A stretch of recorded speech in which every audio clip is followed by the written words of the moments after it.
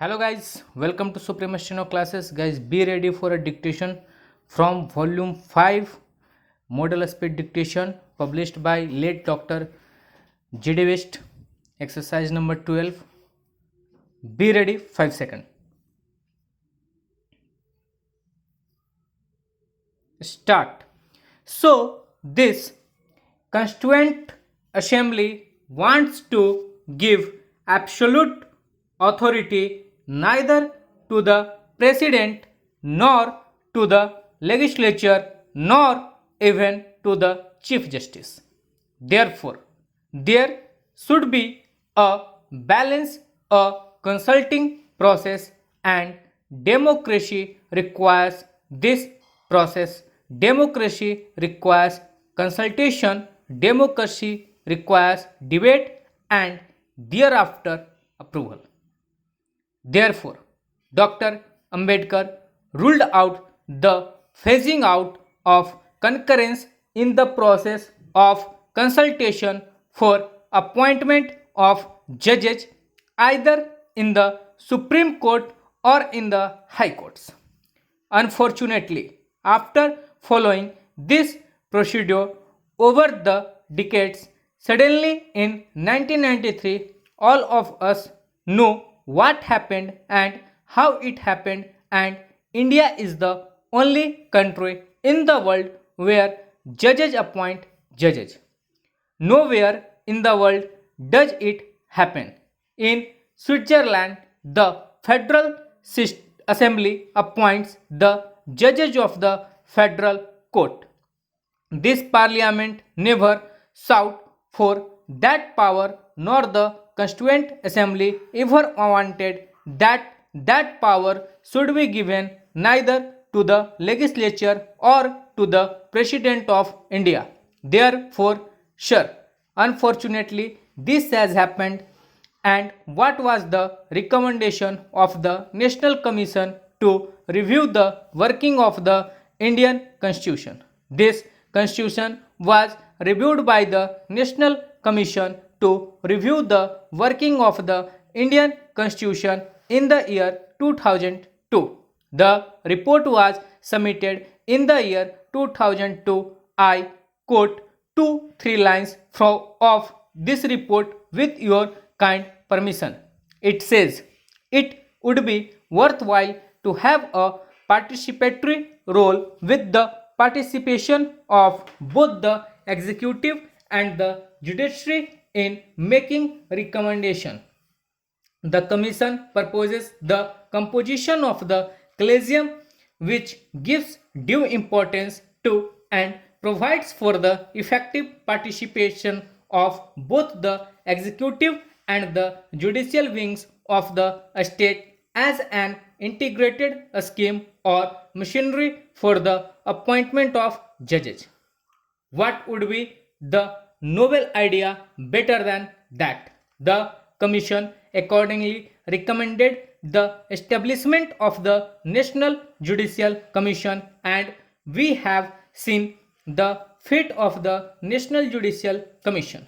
Sir, late Justice Verma was the main architect of the second judge's cases, and after his retirement, some of the members of this house, were in the department related parliamentary standing committee on personnel, public grievances, law and justice, and had the opportunity to meet him as a witness. He came to this committee to give his evidence on the Lokpal bill. There he said, and in other places also he said, it is on record, and I quote 2-3 lines of what he said. Late Justice Verma said, my 1993 judgment has been both misunderstood and misused. The main architect who gave birth to this typical collegium formula. Therefore, some kind of rethink is required on my judgment and the appointment process of High Court and Supreme Court judges is basically a joint or a participatory exercise between the executive and the judiciary, both taking part in it. Now, simply, some people may claim that it is still there. This is the participation of both executive and the judiciary. But no, whatever will come from the judiciary, that will have a binding effect on the executive and head of the state, the president of India. He is bound by the recommendations of the judiciary. He cannot have any other option. Sir, there is limited time.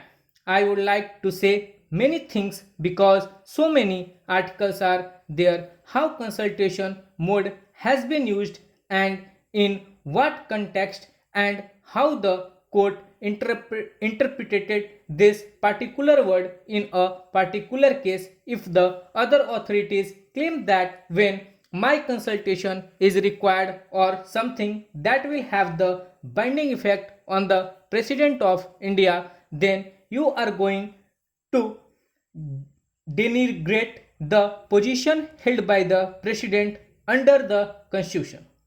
That is why, sir, I want that this debate should be continued. This matter should be discussed again and again, and this issue must be kept alive, and the government must ultimately intervene to address the problem because already it has come on the surface.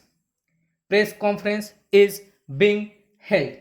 Something is being said which is not really very healthy for our democracy.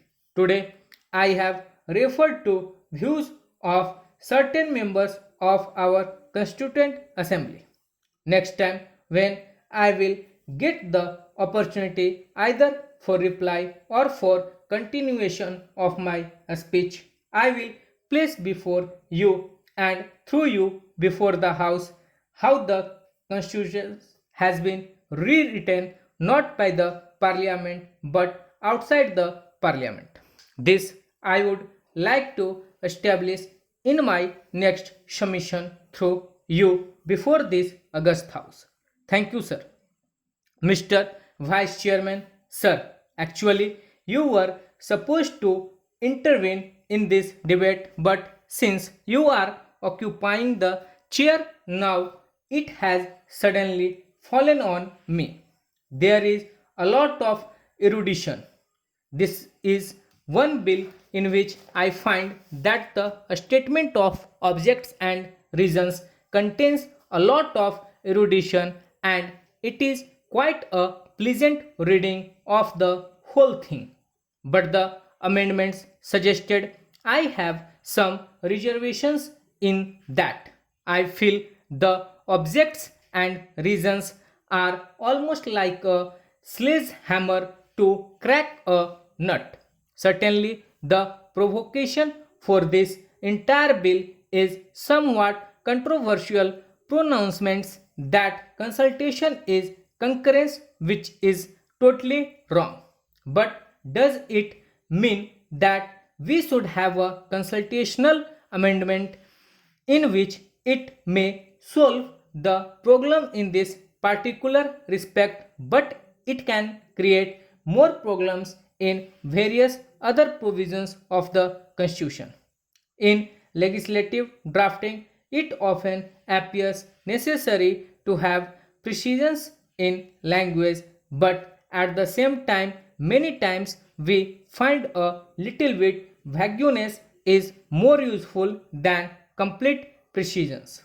Now, let me take an example. We have recognized many institutions as institutions of national importance or centers of excellence, and it is never defined in any particular legislation what is the center of excellence or what is the institution of national importance. Now, if you fetter the discretion by a precise definition, then it will create problems in other areas. That is not the right method. One can acquire knowledge slowly and slowly. Stop.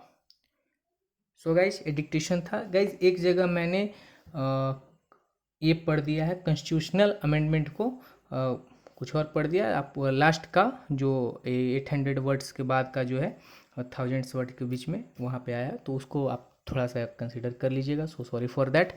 और बाकी आप ये dictation अच्छे से लिखे होंगे hope so, और अच्छे से इसको ट्रांसक्राइब कीजिए, अपनी एरर को ज़रूर मिलाइए, उससे सीखने की कोशिश कीजिए। मैं जो भी इंपॉर्टेंट आउटलाइंस हैं मैं यहाँ पे आपको स्क्रीन पे नज़र आ रहा होगा वो दे दे रहा हूँ।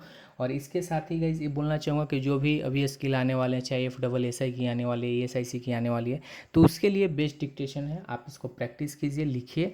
और केसीस और प्रोग्रेसिव का इन बिटवीन का ये है जो कि आपको मदद करेगा स्पीड बूस्टअप करने में भी।